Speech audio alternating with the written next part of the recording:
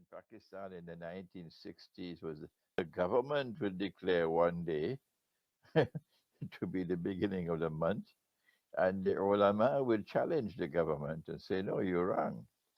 And the country was siding with the ulama against the government. And eventually, the government had to concede, and then they established a committee to announce that the Hilal moon has been seen. And that solved the problem. And the whole of Pakistan now has the commencement of the month of Ramadan and the celebration of Eid al-Fitr based upon evidence that the moon has been sighted. And when the moon is not sighted, then of course the month would have one more day.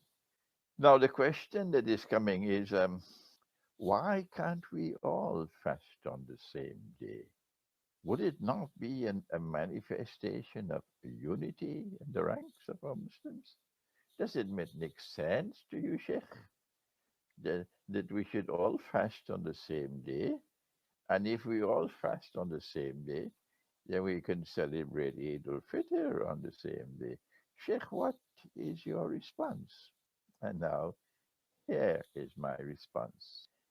If primary guidance comes from the Quran, it doesn't come from a piece of paper. It doesn't come from a calendar. It doesn't come from a conference in Istanbul. Primary guidance comes from the Quran. And guidance comes from the Hadith as well, to the extent that the Hadith is in harmony with the Quran and not in conflict with the Quran. So, what does the Quran say? Does the Quran tell us that we must all fast on the same day? Does it do that? There is only one verse of the Quran which commands the fast of Ramadan, and it is verse 185 of Surah Al-Baqarah. And this is what it says. It says, whosoever from amongst you gets the evidence that the month of Ramadan has commenced, it is now obligatory on him to fast. So the command is not directed to all of the ummah. It is directed to only that part of the ummah which has the evidence that the month has commenced.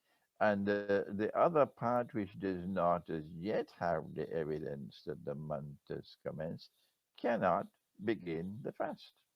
They will have to wait one more day. And so this is my answer to you. It is not a part of the divine plan. The system of time in Islam does not want us all to commence the fast of Ramadan on the same day, and therefore to celebrate Eid al-Fitr on the same day.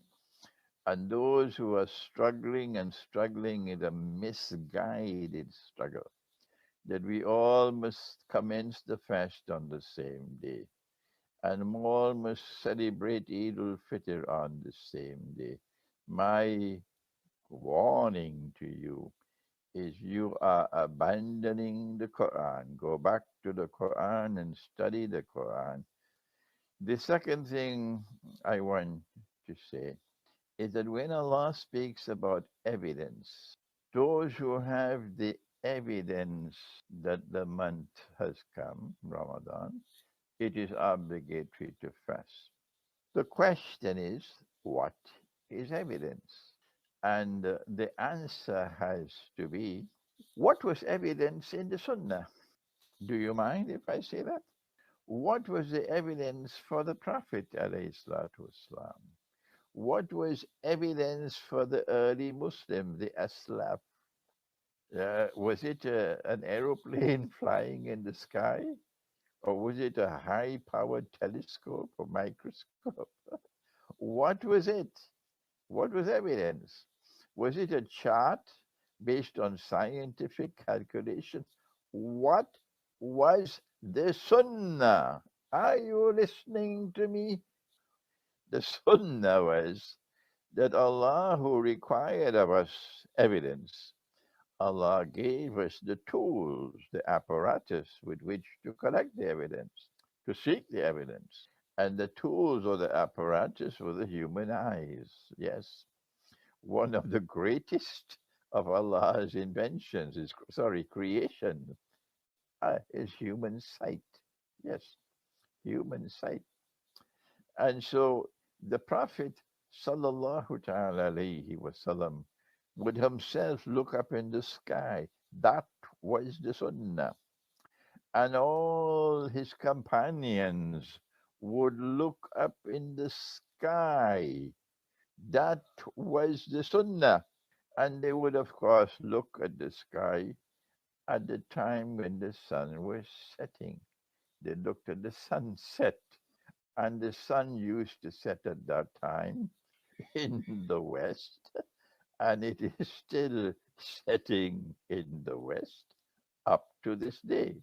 And if you have abandoned the sunnah today, either innocently like sheep and goats, or deliberately as part of a plan to dismantle the religion of Islam, and you no longer use your eyes to look for the evidence. And you do not want us to use our eyes to look for the evidence that Ramadan has come in. We say to you, we don't want to abandon the Sunnah. We want to remain faithful to the religion as it has come to us from the Quran and from the Prophet. Allah's blessings be upon him. So here is my answer to you. If you have been following some chart or some calendar, or the Imam in the masjid has the one, he's the one who has to do everything for you, and he simply informs you, and then you begin the fast.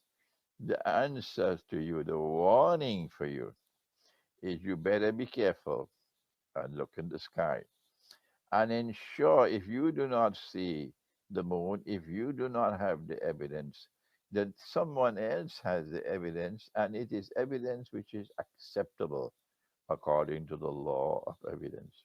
You have to be careful because if you violate the command of the Quran and you commence fasting without proper evidence, legally accepted evidence, then the consequences can be tremendous loss for you. Tremendous loss for you.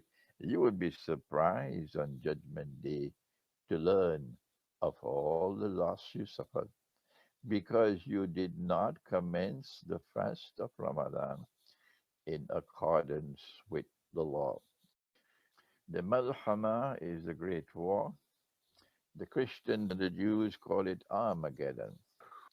That in that war, Allah is going to destroy those who are a people who deny and reject the truth.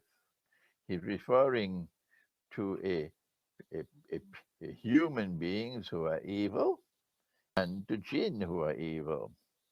And there is an alliance between human beings and jinn in that gathering or that jama'ah, double jama'ah of evil people who reject the truth. And these are the ones who are going to be destroyed. And my analysis, my conclusion, is that Allah is speaking about the alliance between evil people and evil jinn in modern Western civilization. This civilization has come to demolish the religious way of life. This civilization does not believe in the hereafter. It's just lip service.